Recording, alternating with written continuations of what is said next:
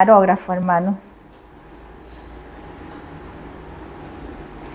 Bienvenidos sean, hermanos, un domingo más de adoración, un domingo más que venimos a escuchar la palabra de nuestro Señor. Es un privilegio escuchar la voz de nuestro Señor. ¿Qué dicen ustedes, hermanos? Es un privilegio, es un honor estar escuchando, tener la presencia de nuestro Creador, de ese Dios todopoderoso, como cantamos en la alabanza, poderoso en majestad y reino poderoso. Le damos la bienvenida a todos aquellos que nos siguen por las redes sociales y a los hermanos que están en regiones, que están fuera de Santiago. Sean bienvenidos. Dios los bendiga. Continuamos con el libro de Hechos de los Apóstoles. Hoy continuamos con el capítulo 4 y vamos a meditar del versículo 5 al 12. Y nos ponemos en pie en reverencia a la palabra de Dios y dice así la palabra. Aconteció al día siguiente que se reunieron en Jerusalén los gobernantes, los ancianos y los escribas, y el sumo sacerdote Anás, y Caifás, y Juan, y Alejandro, y todos los que eran de la familia de los sumos sacerdotes. Poniéndolos en medio, les preguntaron, ¿con qué potestad o en qué nombre habéis hecho vosotros esto?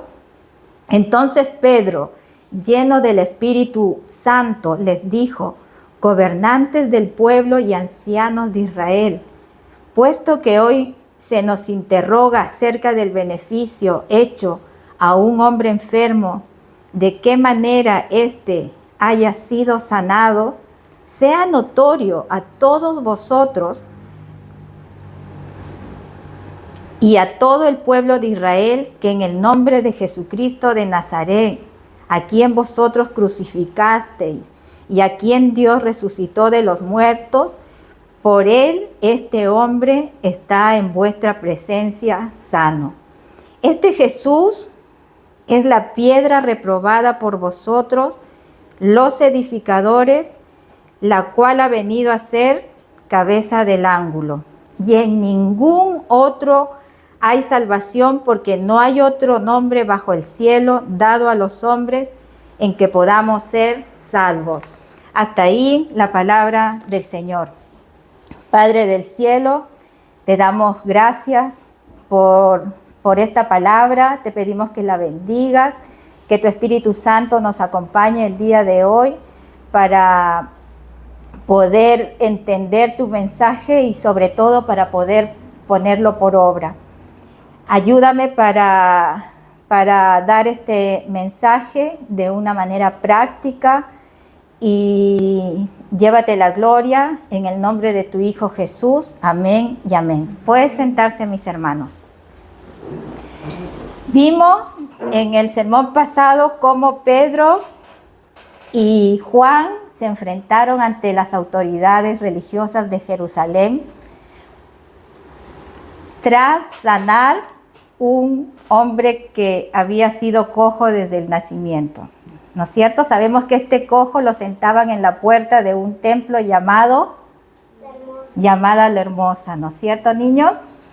Aprovechando este milagro, dijimos que Pedro aprovechó para dar un discurso y para decir que este milagro no lo habían hecho ellos, sino que ellos solo habían sido un instrumento en las manos de Dios para sanar a este cojo.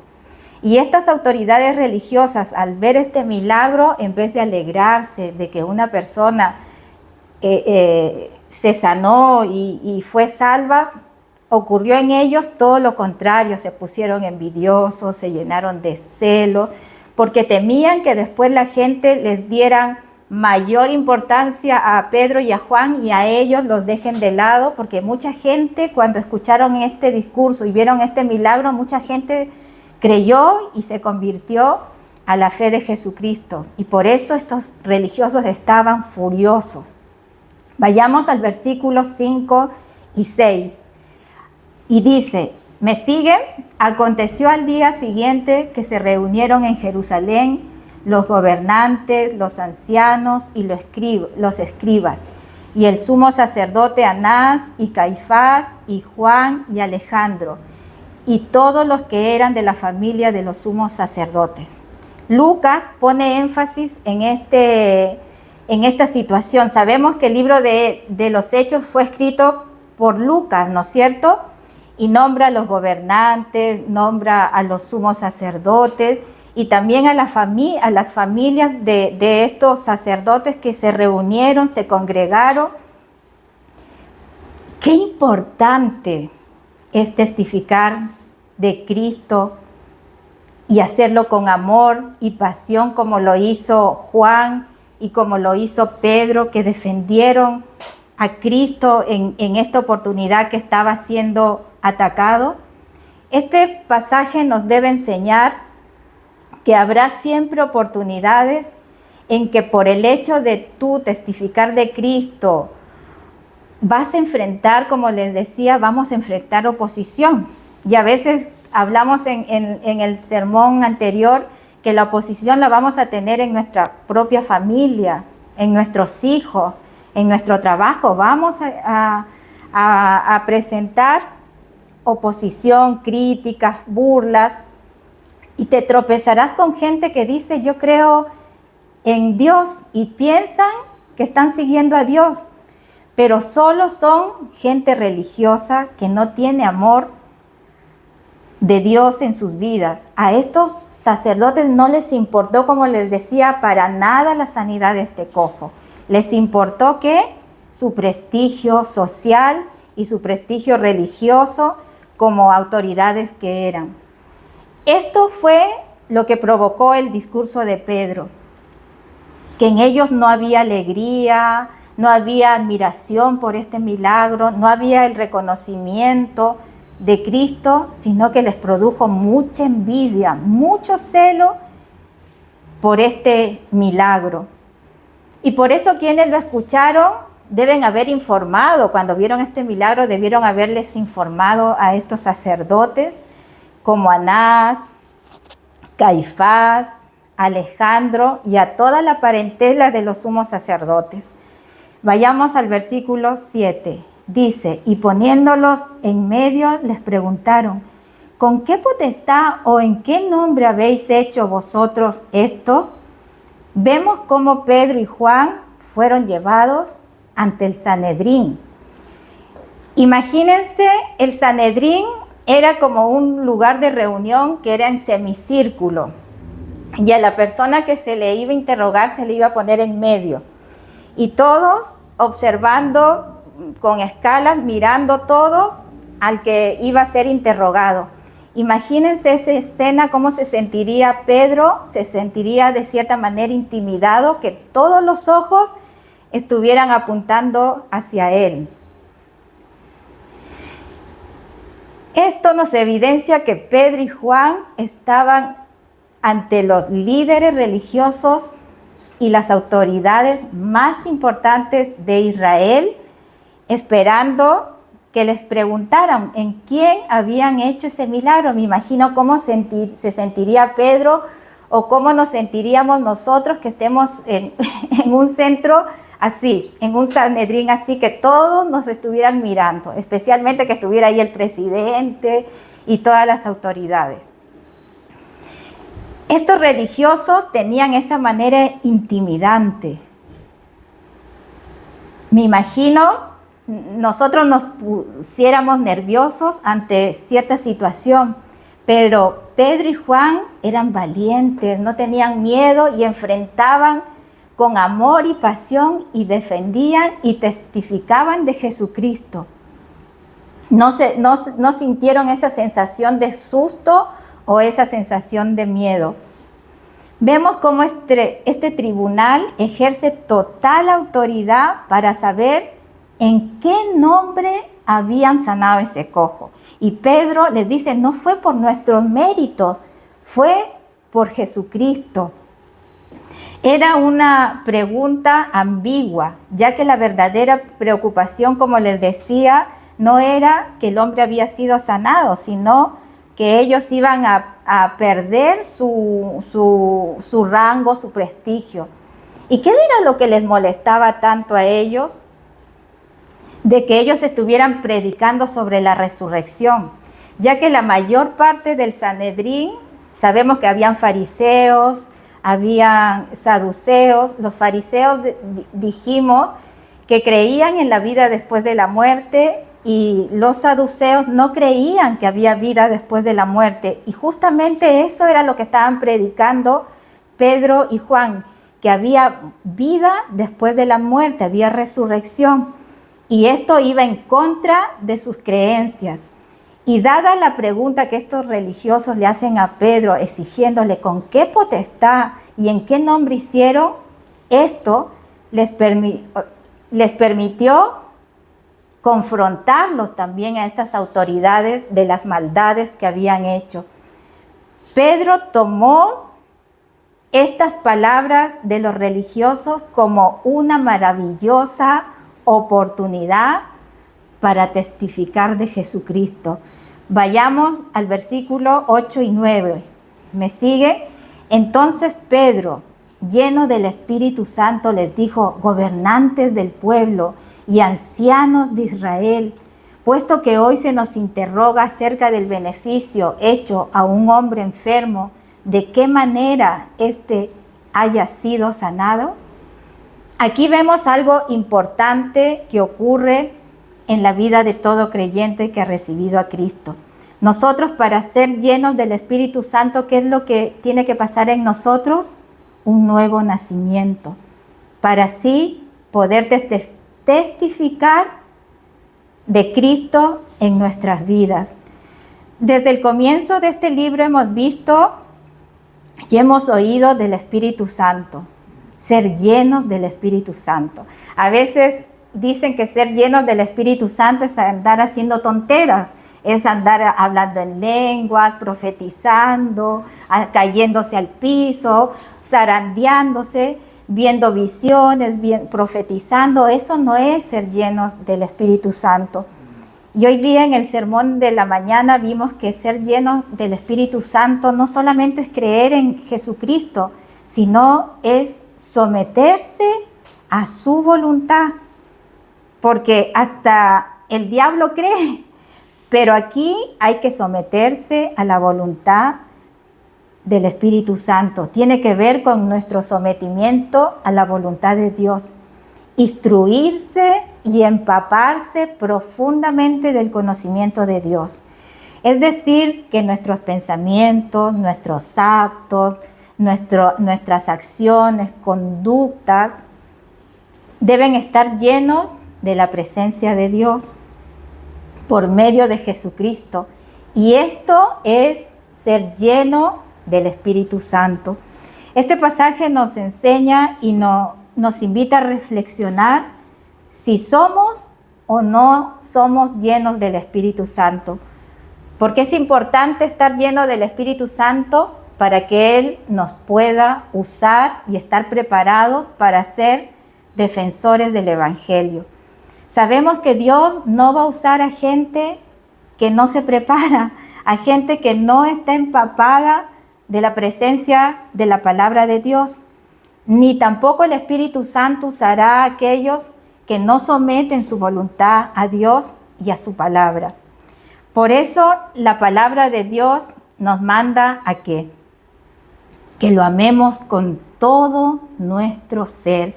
Y escrito está, y son palabras de nuestro Señor, y dice: y amarás al Señor tu Dios con todo tu corazón, con toda tu alma y con toda tu mente y con todas tus fuerzas. Este es el gran mandamiento que nos dejó el Señor Jesucristo, que lo amemos no solo de boca, sino en acciones. Es la única manera que seamos llenos del Espíritu Santo. Y cuando Dios lo requiera, cuando Dios quiera usarte como un instrumento para que pueda ser salvo otra persona, te va a usar para predicar, para dar testimonio de Jesucristo, para orar por alguna necesidad. El Señor te va a usar como un canal de bendición, como lo hizo en este momento con Pedro y Juan, que fueron un canal de bendición para este cojo. Pero sabemos que no todos andan en la plenitud del Espíritu. santos, sino que más bien andan en la carne. Escrito está: digo pues, andad en el Espíritu y no satisfagáis los deseos de la carne. Gálatas 5:16. Porque los de la carne piensan en las cosas de la carne, pero los que son del Espíritu, en las cosas del Espíritu. Romanos 8:5. Si vivimos por el Espíritu, andemos pues por el Espíritu. Gálatas 5:25. Si Pedro no hubiera estudiado, no hubiera estado preparado, ¿ustedes creen que hubiera podido hacer defensa y hubiera podido hablar ante todas estas autoridades más importantes de Israel? No. Y Dios tampoco lo hubiera usado. Este pasaje nos enseña que Pedro fue constantemente usado por Dios y estaba lleno del Espíritu Santo para cuando Dios lo disponga pudiera ser usado. Yo les quiero preguntar, hermanos, ¿sus vidas están llenas del Espíritu Santo? ¿Buscas cada día estar lleno y empaparte y estudiar y esforzarte para que tú puedas ser usado cuando Dios lo requiera? ¿Tus conductas y tus acciones en tu vida cristiana reflejan la presencia de Dios? ¿Están preparados para ser defensores del Evangelio? Volviendo nuevamente al discurso de Pedro, vamos al versículo 9 y 10. ¿Me siguen? Y dice: puesto que hoy se nos interroga acerca del beneficio hecho a un hombre enfermo, de qué manera éste haya sido sanado, sea notorio a todos vosotros y a todo el pueblo de Israel, que en el nombre de Jesucristo de Nazaret, a quien vosotros crucificasteis y a quien Dios resucitó de los muertos, por él este hombre está ante vuestra presencia sano. Pedro da testimonio de que en el nombre de Jesucristo este milagro se produjo y la sanidad que ellos estaban presenciando con todo el beneficio que trajo a este lisiado fue por el poder de Cristo, a quien ellos lo habían crucificado, a quien ellos lo habían matado, pero Dios resucitó a Cristo y lo resucitó de los muertos.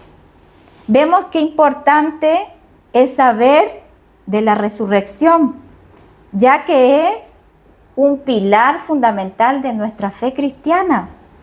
Era un pilar fundamental en la fe cristiana de estos discípulos y también ahora es el fundamento de nuestra fe. Debemos predicar el mensaje de la salvación, pero también advertirle a la gente que Jesús resucitó, que es cierto y que está sentado a la diestra del Padre y pronto va a venir a juzgar a los vivos y a los muertos. Es importante dar este mensaje. Mucha gente cree que la vida, muerte y resurrección de Cristo es un cuento chino, es un cuento de hadas, es una fábula, una leyenda. Pero cuando vean el Hijo del Hombre venir en las nubes del cielo con poder, con todo su poder, con toda su gloria, no solo se van a sorprender, sino que se van a arrepentir para toda la eternidad no haber creído esto. Pedro, lleno del Espíritu Santo, no tuvo temor ni miedo. A pesar de lo intimidante que era ese lugar, habló con valor y denuedo, con valentía y confianza que habían dado muerte al Hijo de Dios, al autor de la vida, al Mesías esperado. Pedro les contesta también lleno del Espíritu Santo y les deja claro que no fue por méritos de ellos que hicieron esta sanidad, sino que era por Jesucristo. que actuaron en el nombre de él para sanar a este cojo. Pedro le dio toda la gloria y la honra a Jesucristo. Y esto es lo que nosotros debemos hacer cuando vemos una oración contestada, cuando vemos un milagro. Debemos darle la gloria a Jesús. ¿Y por qué? Porque un verdadero discípulo siempre debe testificar, magnificar y exaltar al Hijo de Dios, a nuestro Señor Jesucristo. Y Pedro, de paso, no solamente les dijo la maldad que habían hecho, que habían matado a este hombre, los confrontó duramente sobre su pecado. En otras palabras, les dijo asesinos, perversos. Ustedes mataron al Hijo del Hombre, al Hijo de Dios, al Salvador. Arrepiéntanse. Los llamó al arrepentimiento para que tuvieran una oportunidad de cambiar sus vidas. Y les dice, al que vosotros crucificasteis y Dios lo resucitó de los muertos. Vemos aquí algo paradójico. Pedro ante el Sanedrín como un culpable por haber hecho una cosa buena. Y por el otro lado, el Sanedrín era culpable de crucificar al Hijo del Hombre. Qué paradójico, ¿no es cierto? Y contradictorio. Por un lado, ellos estaban castigando a un hombre que estaba haciendo el bien y ellos eran los que estaban actuando mal. La vida cristiana es para personas, para gente de decisión, para gente valiente como fueron estos hombres que no tuvieron temor ni miedo de confrontar las autoridades más importantes de Israel. Pedro actuó con denuedo y confrontó la culpabilidad de matar a un hombre inocente que no había hecho nada. Versículo 11-12 dice, este Jesús es la piedra reprobada por vosotros los edificadores, la cual ha venido a ser cabeza del ángulo. Y en ningún otro hay salvación, porque no hay otro nombre bajo el cielo dado a los hombres en que podamos ser salvos. Aquí vemos uno de los pasajes y palabras más hermosas e importantes que nos muestra las Sagradas Escrituras. Pedro, nuevamente inspirado en el Espíritu Santo, les dice, esta es la piedra reprobada por ustedes. Los edificadores desecharon esta piedra que está puesta para ser cabeza del ángulo. En el Salmo 118, 22, Pedro alude a este salmo y dice, la piedra que desecharon los edificadores ha venido a ser cabeza del ángulo. En el contexto, David expresa gratitud en este salmo por la victoria y salvación de Dios, y Pedro lo aplica a Jesús. Cristo mismo se lo aplica a sí mismo. Esto lo podemos ver en Marcos 12, Mateo 21, 42, Lucas 20, 17. Y la iglesia y los cristianos lo aceptamos como una palabra mesiánica. Efesios 2:20 dice, edificaos sobre el fundamento de los apóstoles y profetas, siendo la principal piedra del ángulo Jesucristo mismo. Queda claro que las autoridades religiosas de aquella época son los edificadores. Ellos eran los edificadores que rechazaron a Jesús, aquel que resultó ser el cimiento, el pilar de la fe cristiana. Son muchos los que creen en muchas religiones y dicen que todos los dioses son uno mismo. Dicen, no, sí, Dios es uno solo y son muchos que les da lo mismo si adoran a Dios o adoran al diablo. Pero Pedro, inspirado por el Espíritu Santo, deja clarísimo que eso no es verdad. porque en ningún otro hay salvación, ni en ningún otro nombre, solo la salvación hay en Cristo. No, la salvación no la da Alá, no la da Mahoma, no la da Buda, no la da Confucio, no la da Virgen del Carmen, ni el Padre Pío X, ni ningún santo, ni ningún ídolo, ni el Papa tampoco, porque dicen que el Papa es la piedra, pero tampoco en él hay salvación. La salvación solo lo tenemos en Cristo. Y esto mismo Jesús enseñó en Juan 14:6, que dijo: yo soy el camino, la verdad y la vida, y nadie viene al Padre sino por mí. Pedro aquí les dice a las autoridades: no hay otra alternativa, el único donde hay salvación es Jesucristo, no hay terceras opciones. No hay terceras vías, solo Cristo, y en Cristo hay salvación. De cierto, estas son palabras de nuestro Señor Jesucristo, y dice: de cierto os digo, el que oye mi palabra y cree al que me envió, tiene vida eterna, y no vendrá a condenación, mas ha pasado de muerte a vida. Juan 5:24. El único que puede darte vida eterna y salvarte de esa condenación terrible es Jesucristo. Nadie te puede salvar. Pedro les deja claro al concilio que en ningún otro hay salvación. Entiendan esto, les dice. Ninguna religión, ninguna creencia les salvará. Hay muchos que están convencidos, que dicen que sus religiones los van a salvar. No, porque yo soy testigo de Jehová y yo pertenezco a los 144,000, voy a ser salvo. Muchos creen que por sus ídolos se van a salvar. Muchos creen que por sus obras, hacen muchas obras y creen que las obras lo van a salvar. O piensan que hay hombres que tienen dones y que por juntarse con estos hombres van a obtener la salvación. Pero nada de esto les salvará. Si no crees en Cristo, el único nombre bajo el cielo y dado a los hombres en quien podamos ser salvos, no alcanzarás la vida eterna. Solo el Hijo de Dios es el que viene a buscar y a salvar lo que se había perdido. Romanos 5:10.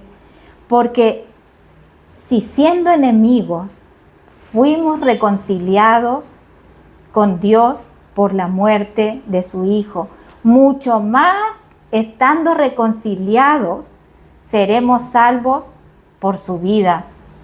Cuando nos acercamos a Cristo, cuando nos acercamos al Evangelio, nos reconciliamos con Dios y nos pasa de muerte a vida. Entonces, reconciliados, seremos salvos por su vida, porque Él dio su vida por nosotros. Hermanos, que Dios nos ayude a proclamar valientemente el Evangelio de la salvación y hacer defensa con denuedo y pasión y dar testimonio y testificar el nombre de Jesucristo.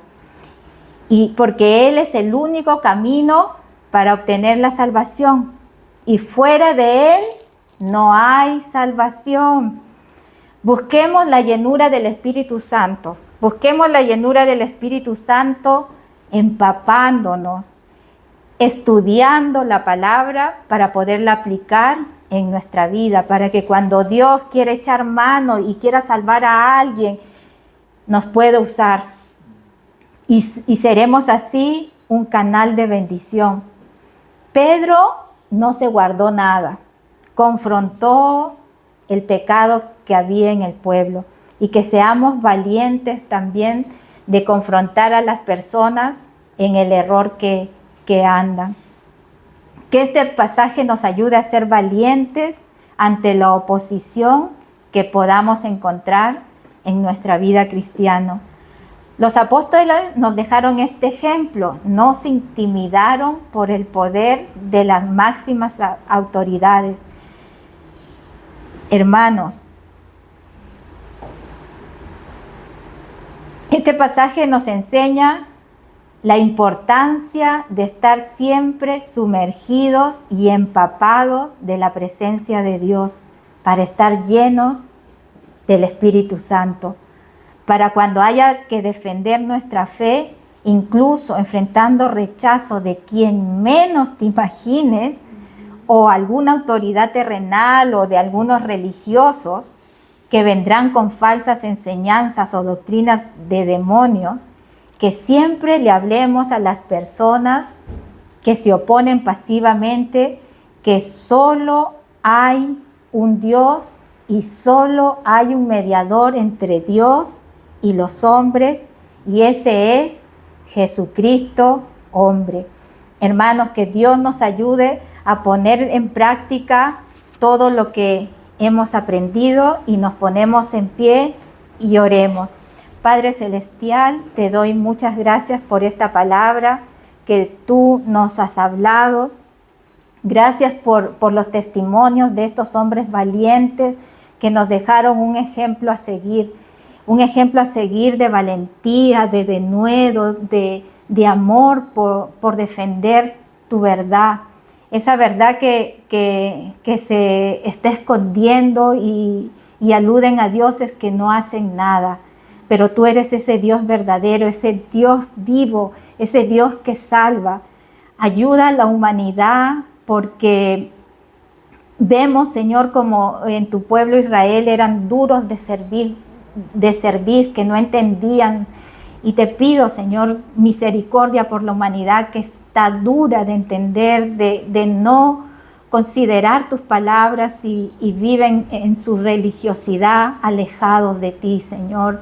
Te pedimos misericordia por el mundo, te pedimos porque estamos viendo el cumplimiento de tu palabra y sabemos que tú vas a venir y que van a venir falsos profetas, van a venir hombres disfrazados con piel de oveja a querer destruir tu obra, Señor, y te pido que siempre estemos atentos, Señor, a esas voces, Señor, que van a querer negar y van a querer confundir, Señor, a tu iglesia. Ayúdanos a seguir adelante. Te lo pido en el nombre de tu Hijo Jesús. Amén y amén.